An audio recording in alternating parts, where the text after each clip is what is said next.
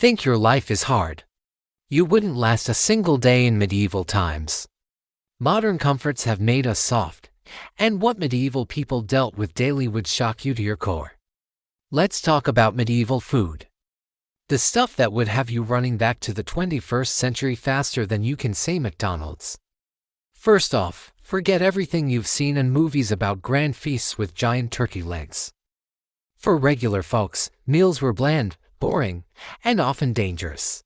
Most people ate a diet that was about as exciting as watching paint dry. Peasants lived mainly on something called pottage. Basically, a sad, watery soup made from whatever vegetables they could grow, cooked in the same pot for days. It was the medieval version of Mom's mystery stew, except instead of hiding vegetables, it was hiding weevils and dirt. Bread was the main food for almost everyone, but it wasn't the fluffy, sliced stuff we enjoy today. Medieval bread was dense, dark, and often filled with all sorts of unwanted extras.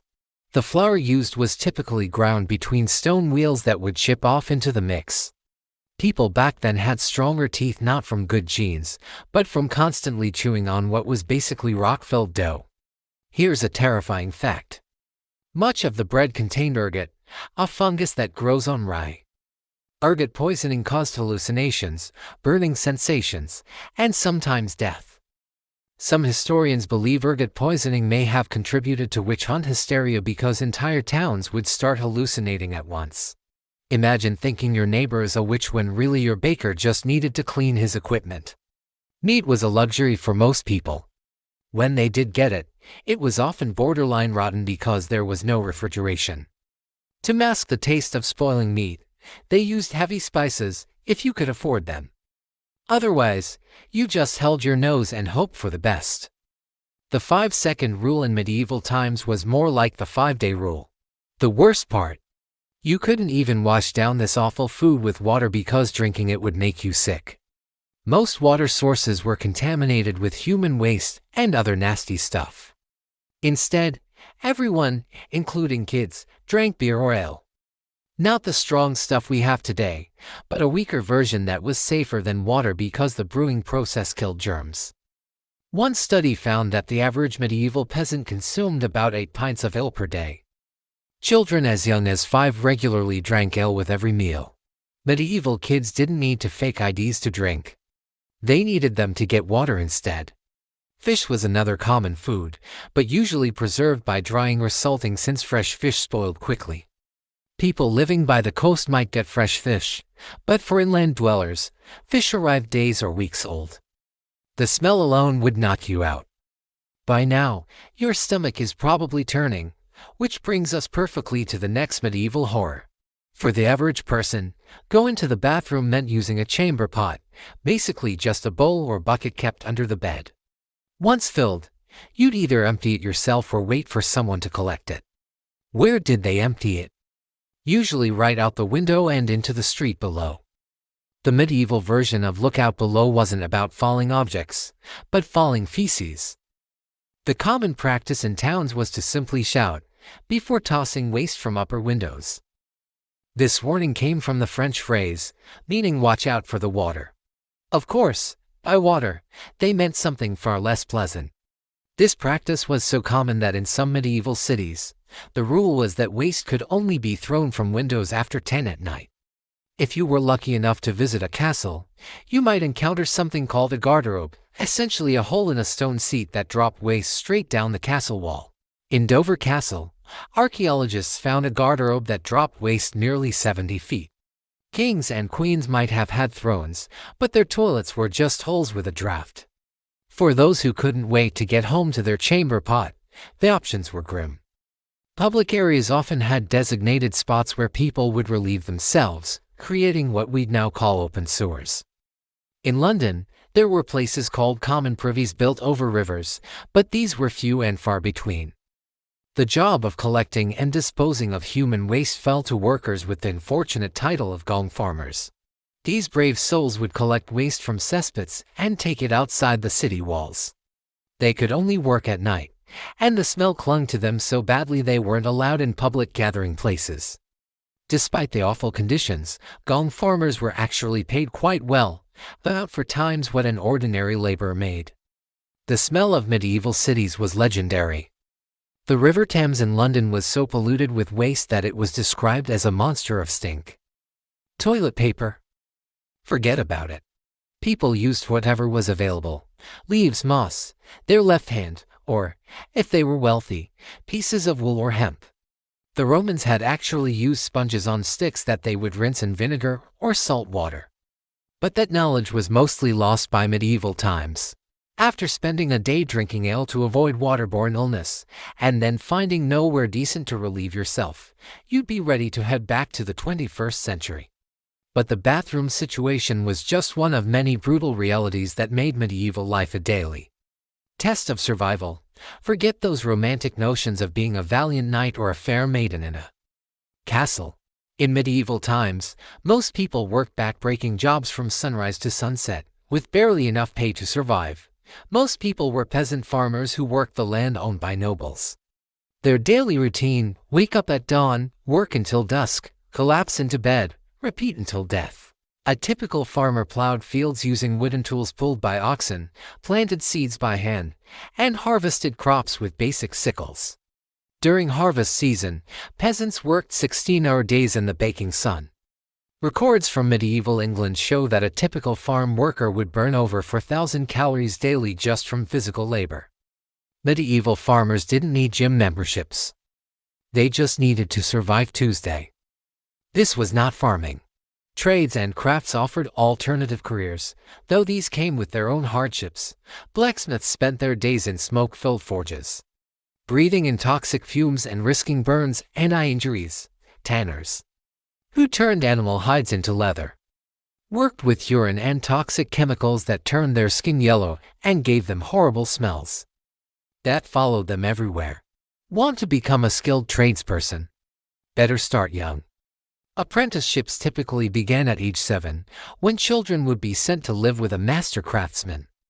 These young apprentices worked 6 or 7 days a week for up to 14 years before they could become journeymen.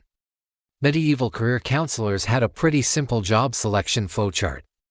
Can you lift heavy things? If yes, farmer. If no, early death. Some jobs were designed specifically for the poor and desperate. Link boys were children who carried torches to light the way for wealthy people at night. Purifinders collected dog feces to sell to tanners. The pay for most jobs would barely cover basic survival. A day laborer in medieval England might earn 1 or 2 pennies per day, just enough to buy about 2 loaves of bread. Getting paid minimum wage wasn't a concept. The concept was minimum you need so you don't die before finishing your work. With such physically demanding work and poor nutrition, your body would wear out quickly. Disease was everywhere, medicine was practically non-existent, and what passed for healthcare would today be considered torture. Medieval women had just one diagnosis for everything: you're probably going to die. A simple cold or flu that we treat with rest and over-the-counter medicine could be a death sentence. Without understanding of germs or infection, medieval people believed illness came from bad air or an imbalance of the 4 bodily humors: blood, phlegm, yellow bile, and black bile. Got a fever? Time for bloodletting. This involved cutting open a vein and draining blood into a bowl. Medieval doctors had one solution for everything: you've got too much blood. Let me fix that for you. Leeches were another popular treatment. These blood-sucking parasites were applied to the skin to draw out bad blood. One medical text recommended using 70 leeches at once for certain conditions. The mortality rate from disease was staggering. About 30% of children died before age 5, and the average life expectancy was between 30 and 40 years. The bubonic plague killed roughly 50% of Europe's population in the mid-14th century. Dental problems were particularly awful, with no proper toothbrushes or understanding of dental hygiene. Tooth decay was common. Medieval dentists didn't need appointments. They just waited until someone was screaming loud enough to be heard through town. Even the medicines that were available were often deadly. Mercury was prescribed for everything from skin conditions to syphilis. Their prescription drugs didn't need warning labels about side effects. The side effect was always might kill you faster than the disease. The worst part: many diseases spread because of a poor understanding of hygiene. Their idea of hand sanitizer was wiping their palms on their already filthy clothes, which is like trying to clean a muddy shoe with a dirty sock. Even if you somehow survived all these medieval medical treatments, your troubles were far from over. Life in the Middle Ages found plenty of other ways to make each day a challenge. Justice in medieval times wasn't just blind. It was downright cruel, unfair, and often completely random. The legal system operated on principles that would make modern lawyers scream in horror. First off, laws varied wildly from one town to the next. What was perfectly legal in one village could get you thrown in a dungeon just 5 miles away. There were no standardized legal codes, and most common people had no idea what was actually against the law until they were accused of breaking it. Medieval Miranda rights consisted of: you have the right to be punished. You have the right to beg for mercy. Good luck with that. The punishment rarely fit the crime. Minor offenses like stealing food when you were starving could result in having a hand chopped off. In medieval England, over 200 different crimes carried the death penalty, including cutting down a tree in the king's forest or stealing property worth more than 12 pence. Trials were nothing like our modern court system. If you were accused of a crime, proving your innocence often involved trial by ordeal. One common method was making the accused carry a red-hot iron bar for 9 feet. If your burns healed cleanly within 3 days, you were innocent. If they became infected, which was almost guaranteed without modern medicine, you were guilty. Their version of a lie detector test was basically, let's see if God stops this painful thing from hurting you. Another popular method was trial by water. The accused was tied up and thrown into a river or lake. If you sank, you were innocent. If you floated, you were guilty and executed. The logic: water, being pure, would reject the guilty. This created a literal no-win situation for the accused. For those found guilty, execution methods were designed to be as public and terrifying as possible. Hanging was actually one of the more merciful methods. Drawing and quartering, where the condemned was dragged through streets by horses, hanged until nearly dead, disemboweled while still alive, beheaded, and then cut into 4 pieces, was reserved for the worst crimes like treason. Public executions were community events, often drawing huge crowds who brought food and drinks as if attending a festival. Medieval entertainment options were limited. You could watch someone being executed or stay home and stare at your wall. Most people chose the execution. Nobles rarely faced the same justice system as commoners. If a noble was accused of a crime, they could often demand trial by combat and hire a professional fighter to represent them.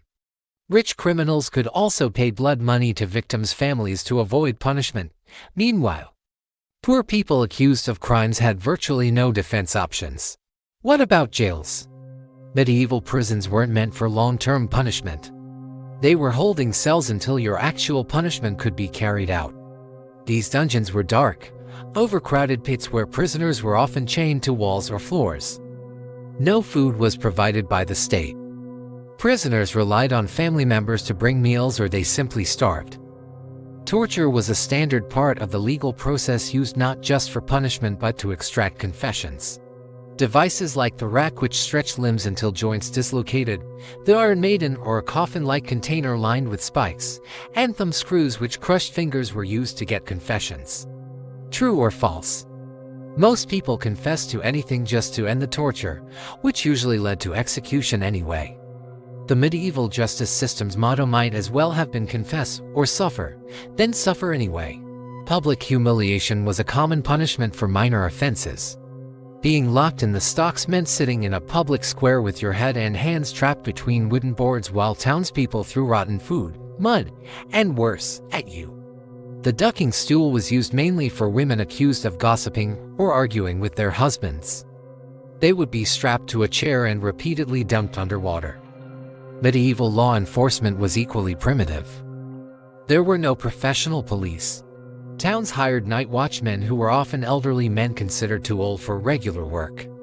Their main duty was to raise the alarm if they spotted a crime or fire. Medieval cops didn't read you your rights. They just shouted and hoped someone in the crowd would stick out a leg to trip you. Even if you were innocent, simply being accused of a crime could ruin your life.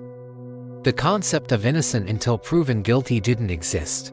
Once accused, you were basically presumed guilty, and the burden was on you to somehow prove otherwise through these horrific ordeals or trials. If the legal system didn't kill you, perhaps you'd survive long enough to experience another medieval terror. Medieval warfare was nothing like what you see in movies. Forget glorious battles with shining knights charging across open fields. Real medieval combat was chaotic, brutal, and almost certainly fatal for the average person. Wars happened constantly. During the 100 Years' War between England and France, fighting dragged on from 1337 to 1453. That's 116 years of on-and-off conflict. The average medieval person would experience multiple wars during their lifetime, and like today where many people live their entire lives without seeing combat firsthand. Let's talk about armor. Only the wealthiest knights could afford full plate armor, which cost roughly the equivalent of a modern sports car. A complete set of plate armor represented about 2 to 3 years' worth of income for a skilled craftsman. Most soldiers wore padded cloth garments like gambesons, perhaps with a few metal plates sewn on if they were lucky. Knights in shining armor were the medieval version of people with expensive sports cars, rare. Showing off, and probably compensating for something. What about weapons? Swords were expensive and primarily used by knights and nobility. Common soldiers used spears, axes, or agricultural tools modified for fighting. The most feared medieval weapon was actually the longbow, which could pierce most armor at close range. English longbowmen trained from childhood, developing deformed skeletons from the physical stress of drawing 200-pound bows thousands of times.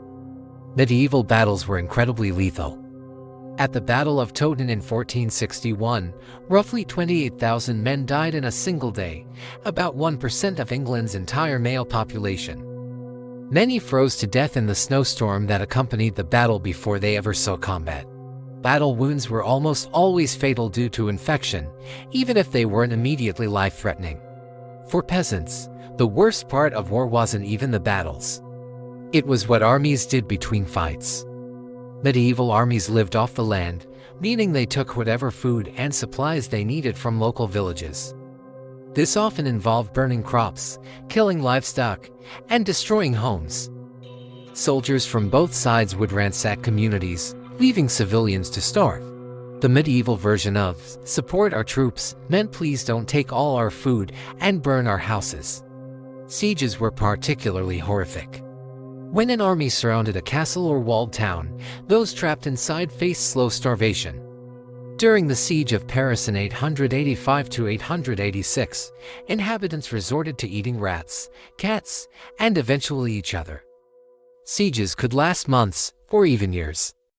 The Siege of Candia, or modern Heraclion, during the 1600s lasted 21 years, the longest siege in history. Disease killed far more soldiers than actual fighting. Armies created perfect conditions for illness, thousands of men living in close quarters with poor sanitation, limited food, and contaminated water.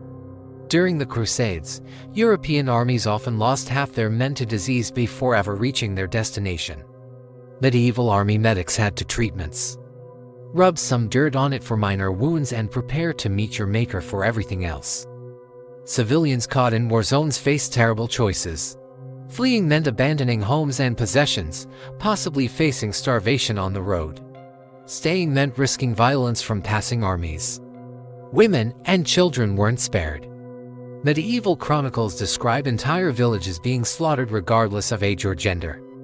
If somehow you managed to avoid getting drafted into these bloody conflicts, survived the roaming armies, and didn't starve from war-caused famines, you'd still have to endure the general misery of everyday medieval life.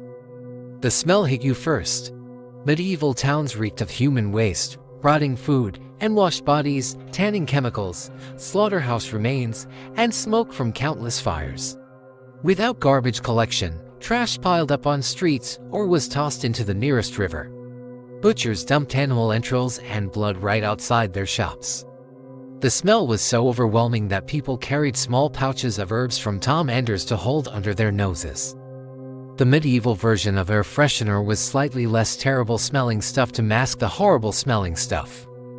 Personal hygiene was practically non-existent. Most people bathed only a few times a year, usually in spring and at the end of summer. Many believed that bathing opened the pores and allowed disease to enter the body. During winter months, people might go 4 to 5 months without washing. Head lice were so common that special combs for removing them were used as grooming tools. Medieval dating profiles would have included only moderate lice infestation as a major selling point. Clothing was uncomfortable, rarely washed and worn until it fell apart. Undergarments were made of rough linen that irritated the skin. Outer garments were heavy wool that itches constantly. Both rich and poor typically owned only 2 or 3 sets of clothes total. Shoes were made of thin leather with flat soles that provided no protection from the elements. They were extremely insurmountable. Middle English from the 1400s sounds almost like a foreign language to modern English speakers. Common phrases like "quiet is thin nama" or "what is your name" would be incomprehensible. You'd struggle to understand others, and they'd think you were speaking gibberish. Privacy didn't exist. Most households consisted of one room where everyone ate, worked, and slept together. Beds were shared by multiple family members, and sometimes travelers would share beds with other residents. Even wealthy homes had servants present at all times, including during private moments. Entertainment options were limited and often violent. Public executions drew large crowds and were treated as festivals. Animal baiting, where dogs would attack chained bears or bulls, was popular. Less violent options included watching traveling performers or listening to bards tell stories, but these were infrequent treats. The social hierarchy was rigid and everyone had a fixed place, and social mobility was nearly impossible. About 90% of the population were peasants who owned nothing and worked land belonging to nobles. Moving up in the station or changing occupations rarely happened. Knowledge was limited and superstition filled the gaps. Most people believed in witches, demons, and magical creatures. Medical problems were attributed to evil spirits, bad air, or astrological influences. A solar eclipse could send an entire town into panic, believing the world was ending. Medieval fact-checking consisted of asking the oldest person in the village if they'd heard the same thing before. Communication was slow and unreliable. News traveled at the speed of a walking messenger or horseback rider. Information from 50 miles away might take days to arrive, and news from other countries could take months if it arrived at all. You might be desperately searching for a way back to your comfortable modern life with its antibiotics, indoor plumbing, human rights, and deodorant. The past may seem romantic in books and movies, but the reality of medieval life was a daily struggle that few of us modern humans could endure even for a day.